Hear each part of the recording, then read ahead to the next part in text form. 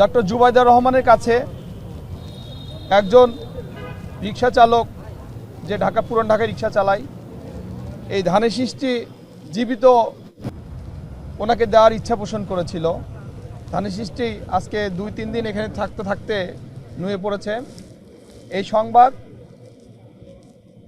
Doctor Zubaidur রহমানের কাছে যখন পৌঁছে, তখন উনি আমাকে বলিয়েছেন, জানেন তো উনি একজন মানে মানুষ আর কি, উনি সামনে এত ভিড়ের মধ্যে হয়তো আসতে পারবে না, তাই আমাকে পাঠিয়েছেন ধানের শীষটি নিয়ে ওনাকে যেন এই যে 3-4 দিন এই শীতের মধ্যে কষ্ট করে এখানে বসে আছে, শুয়ে আছে, কখনো ওনাকে সসম্মানে যেন উনি বাড়ি ফিরে যেতে পারে, সেই জন্য যৎসামান্য হেল্প করেছি আমরা ওনাকে। এবং এই ধানের শীষটাই উনি ইচ্ছা পোষণ করেছিল আমাদের প্রিয় নেতার সহধর্মিণী ডক্টর জুবাইদুর রহমানকে দেওয়ার জন্য। আমরা গ্রহণ করছি সেটা ওনার পক্ষে, এবং ওনাকে আমরা একটি রিক্সার জন্য করেছিলাম।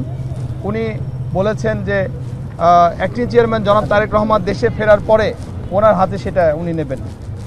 তা আমরা করেছি, ঠিক আছে, ওনার প্রায় ঠিক, এবং এইটা ওনার হাতে আমরা পৌঁছে দেব। এবং ডক্টর জুবাইদুর রহমান বাসায় ফেরার পথে চেষ্টা করবেন ওনার সাথে একটু সাক্ষাতের, এটা বলেছেন।